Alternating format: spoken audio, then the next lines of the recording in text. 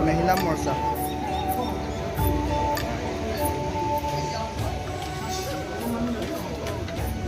Zoom तो लगने का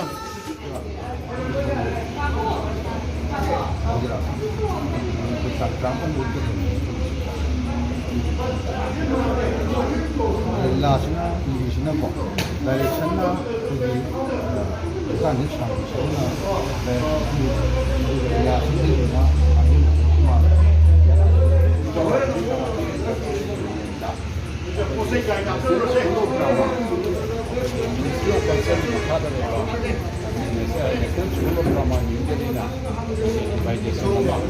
पूर्वोत्तर राष्ट्रीय नाट्य समारोह 2022 नॉर्थ ईस्ट की प्लेयर्स अदर स्टेट का खुद स्टेट होगा इंडिया स्टेट अहूमदा हंगतनी से अहूमदी राजस्थान ने गुजरात ने कर्नाटक ने सहीदा अखोई टीमना गुजरात की बड़ौदा दा सहीदा अखोई बड़ौदा अखोई उत्तर प्लेस समलांग थोंलांदना हाइदना अखोई ओजा कांगजम राधा कुमार एयर IAS ना मागी स्टोरी मानी इंजपनी अखोई अदुगा अखोई सानजबसिना इंदौला यामी दरबानी गन कल्चरल सेक्टरगदौ हाइबा अखोई फेस्टिवल सी यागी मणिपुरगी मोय लोक अहम मदि मंगा दर कुंबोय रमani खनगर ऑल इंडिया की वन खंगल अदुना तौरदा अखोई तो हाइदरा सिबा नेशनल की ओइबा फेस्टिवल दा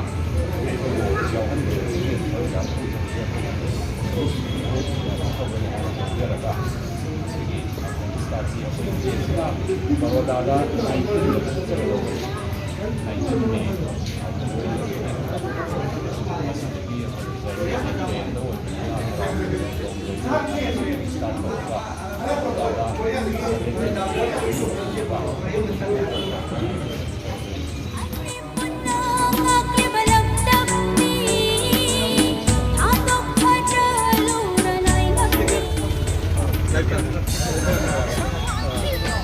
แต่ไม่ยอมไอ้กินนั่นนิลกระเตอร์มันเลยหรออย่าเลย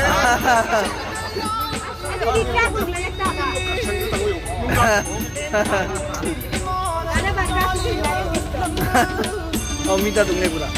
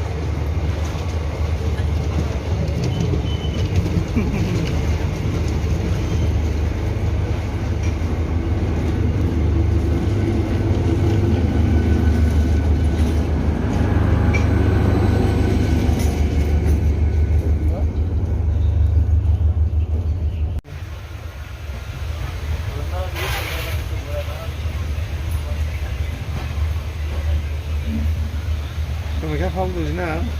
भूटान लोग फाउंड दिवा भूटान मना को नक्सल में है तारे निको लेकिन ये वो 0:29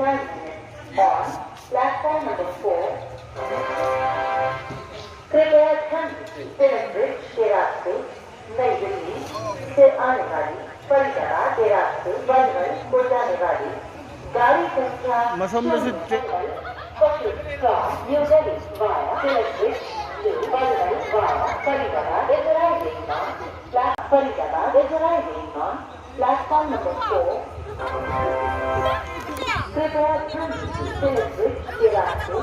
नई दिल्ली से आने वाली Mới chỉ nó xóe rồi, mới chỉ đi, mới mà mình nhầm cả haiเลยก่อนคือป้าตอนต้องดูดูปีนี้ลูกอะไรยิงกับมันกันให้ผมเขาคนmới là ta cắt gìพี่ถ้าพวกจุดตรงเนี้ยถ้ามุ่งตาอยู่เลยวันนี้ถ้าคุณสาวเอาว่าดูตาตัวนี้จุดเตี้ยKaya nga si imagi nimita lagpa nung siraba ichil inausing ay koibu pokpiriba imabu nung si na doy na biba oirasanu mapok kulinda natsagi ima oy na pagjagi ko kaya na gino pa ayat akali si mamagi mada siya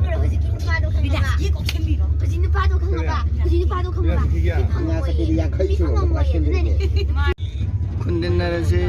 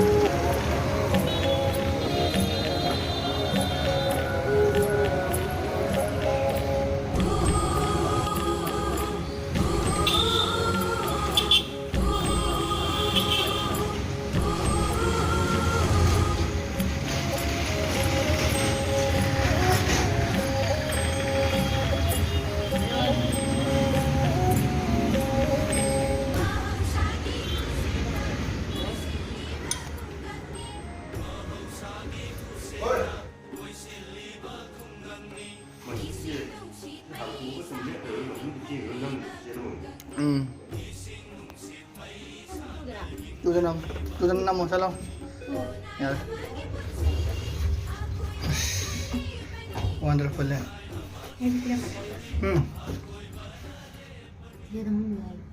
Koy no.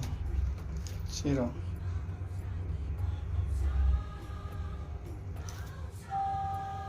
Sinabi ng sa mga nang nangyari. Tapos na Thanks lang.